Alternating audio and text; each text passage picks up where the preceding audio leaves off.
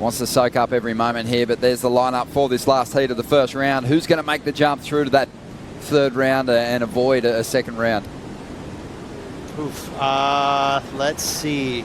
I think Patrick Gudauskas. He spends a lot of time in Hawaii. He's comfortable with this lineup. It's offshore. We're looking at barrels now. If it was that side shore stuff we saw this morning, Ronnie, I would say Emrod's got a good chance with his airs. You know, he's got a solid air game, but I'd say Patty will get. And he's got his eyes on the back door. He's going to line it up straight into the barrel. Just finds a front rail there, a front edge, and goes down. Hopefully they can squash whatever kind of squabbles they got from a whole year of competing.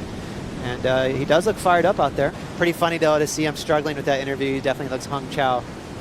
23.5 minutes to go, and Pat Gudauskas locked in, and he'll find his way through this one. Unfortunate there. Nobody wants to see that kind of stuff. We want to see action, and we want to see battles in the water. Go back to the opening events of the season to pick up on their highlights. Michael surfs so well on the Gold Coast. I think it's still the best performance he's put together this year, as we see the man just punching through the curtain there, rolling through to the inside, weighing up his options, wondering if he should try and attack this wall. He opts out, but he got pretty piped on the outside there. That was a proper keg right there. Nice barrel. It was throaty. It was square. So the judges are going to like that, Ronnie. That wasn't just a head dip right there. Proper nice little barrel. Yeah, watch this thing. It's just a bit of a cave. Backdoors it right behind it. A little bit of a fluffy exit, but it had nothing to do with technique or anything like that. He just enjoyed the ride. That was I mean, it's nice that we're seeing that because, to be honest, it was a struggle today. We had a lot of, pretty poor waves, and now we're seeing glimpses of backdoor, and that was one right there. Well, that'll help him out a lot. So he had a 2.17, waiting on the numbers to come through. Only needs a 5.43 to jump up into first. It wasn't functional. You had to kind of hop around just to get moving. Well, here we go, taking off, grabbing that rail. Michael Rodrigues trying to back up the 6.67 with something stronger than a 2. He's not going to do it with that one. Just a quick in out. So he'll fall to the bottom of the priority order, the man that we're watching at the moment. During the break, we had this ride for Michael Rodrigues driving up into the section. Nice hook off the top. That's all he's going to get out of this wave, though. Feel daunting, like, there's just too much to try and take care of. But even if you eliminate one straw a day when you go out for, a Starbucks coffee or whatever it is, that does make a difference. He smashed the QS before, the year he qualified. He brought some of that on tour, but then he lost a bit of that zap.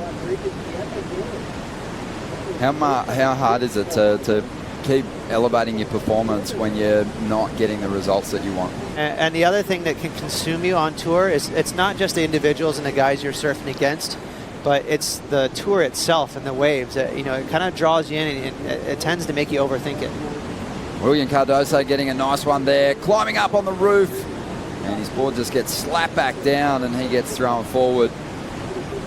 So it doesn't get the big finish, but it'll be his best ride yet, and it'll give him a chance to seize the lead.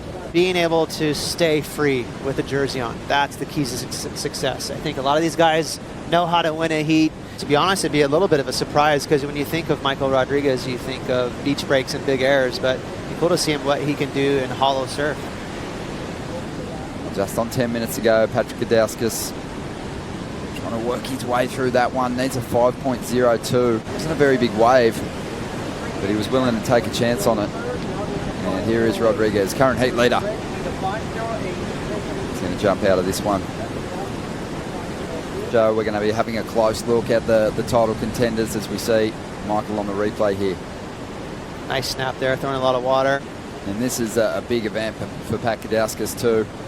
And have a look at him tucking in here at the back door. Should find his way through this one. He's locked in there somewhere. He won't re-emerge.